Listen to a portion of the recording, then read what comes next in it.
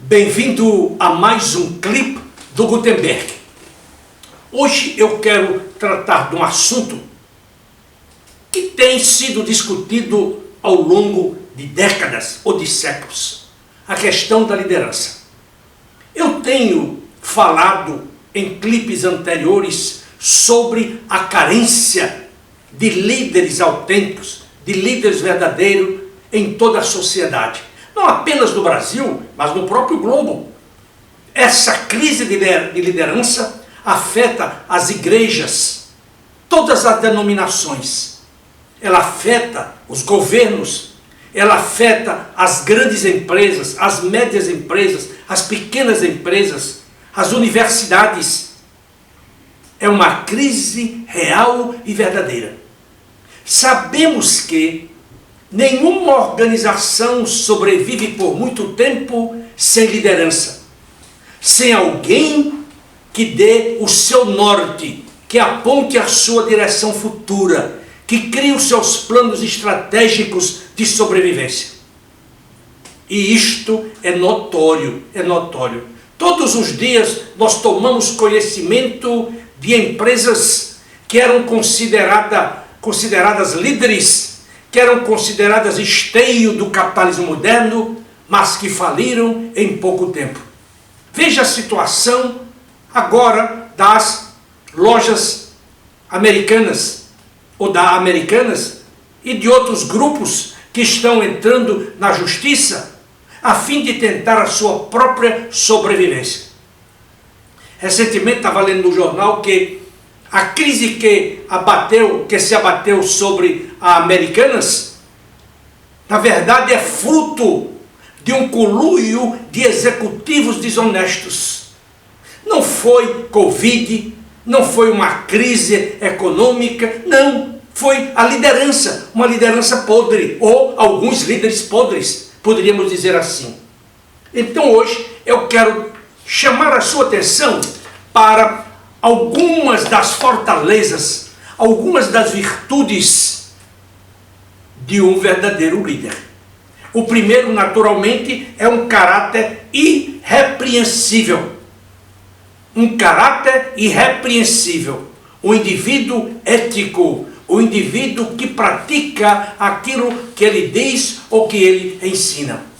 Em segundo lugar, coerência entre o pensar, o falar e o fazer.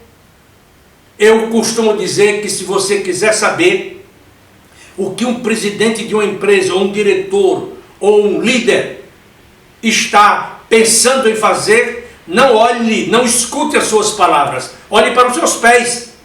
Porque muitas vezes ele diz que vai para o norte, mas ele está indo para o sul.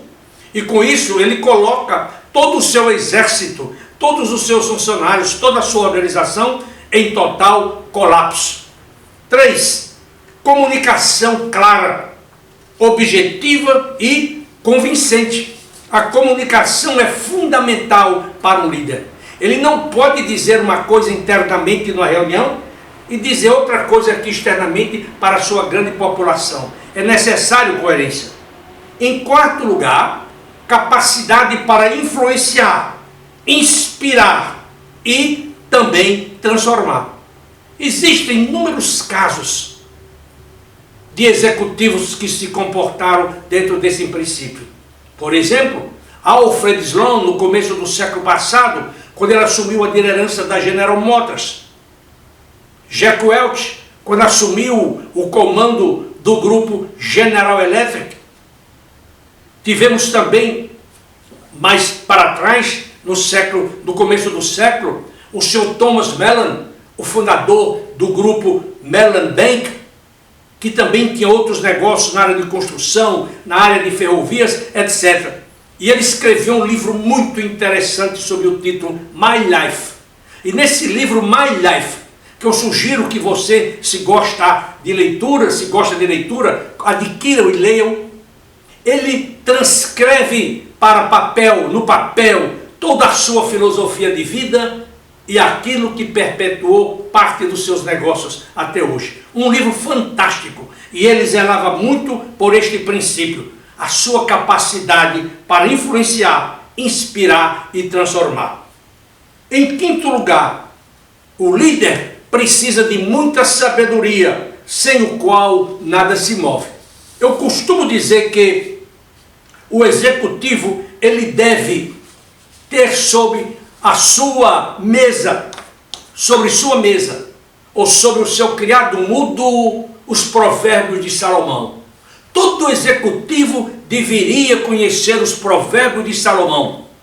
E lá está destilado o que é a sabedoria humana. Lá existem referências para tudo aquilo que você pensar. São aproximadamente 1000 provérbios. Como já disse anteriormente, a história diz que Salomão tinha aproximadamente 3.500 provérbios. Mas, do que nós conhecemos atualmente, são apenas 1000. De qualquer maneira, você tem a sabedoria destilada em toda a sua beleza, em toda a sua excelência. Você precisa de competência.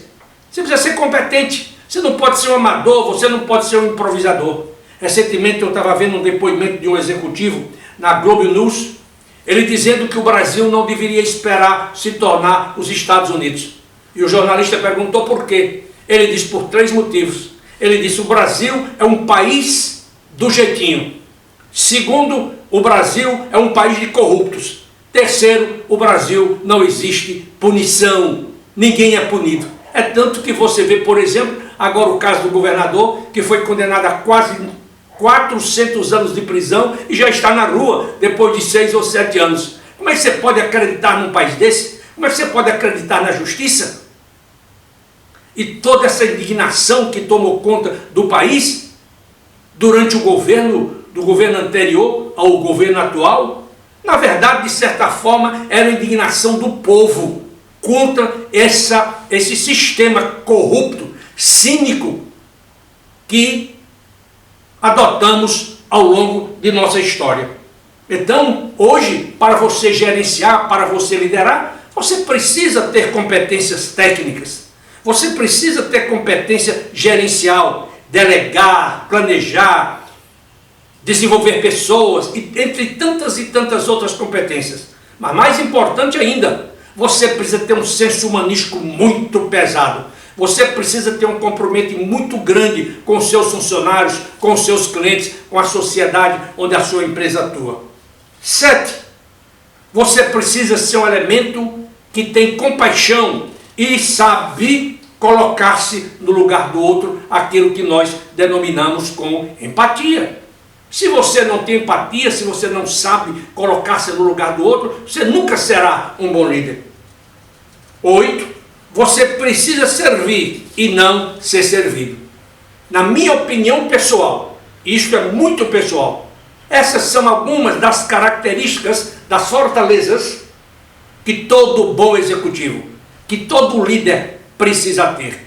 Certamente que eu entendo que existem muitos líderes em formação que possivelmente têm essas características e que eles então manifestem isso com grande vigor, com grande força, a fim de influenciar e transformar as nossas organizações, as nossas instituições e o nosso país numa grande nação.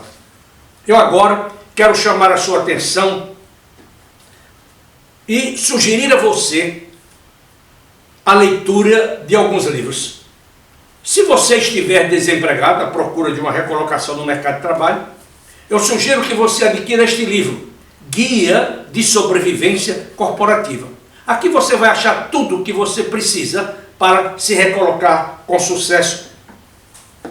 O segundo, se você planeja constituir o seu próprio negócio, eu sugiro o livro Empregue Seu Talento. Todos esses livros foram escritos e publicados, foram escritos por mim e foram publicados por grandes editoras. E o outro, se você acabou de conquistar o seu novo emprego, eu sugiro que você adquira este livro, Fui Contratado, e Agora? Todos esses livros foram escritos para lhe ajudar, naturalmente. E esse é o objetivo desse meu clipe, chamar a sua atenção para a importância do conhecimento, da sabedoria, da cultura, do comprometimento humanístico, da aquisição de novas competências, de novos saberes, visto que estamos entrando num novo patamar da história, numa nova era, uma era que vai exigir de todos nós muita sabedoria, muito conhecimento, muita experiência, muita coragem, muito amor pelo risco, entre tantas e tantas outras virtudes. Quero convidá-lo para que você visite o site da Gutenberg Consultores, www.gutenberg.com.br, e lá você vai encontrar muitas boas informações para o seu autodesenvolvimento. Se você tiver interesse em contratar os serviços da Gutenberg, eu sugiro que você me mande um e-mail para contato@gutenberg.com.br e nós imediatamente entraremos em contato com você. Eu quero agora agradecê-lo pelo seu tempo, pela sua paciência. Eu espero que você use essas minhas indicações para o seu benefício, para o seu crescimento, e que você se torne um grande líder deste país. Muito obrigado, mais uma vez, eu espero reencontrar na próxima semana, se Deus assim o permitir. Até lá!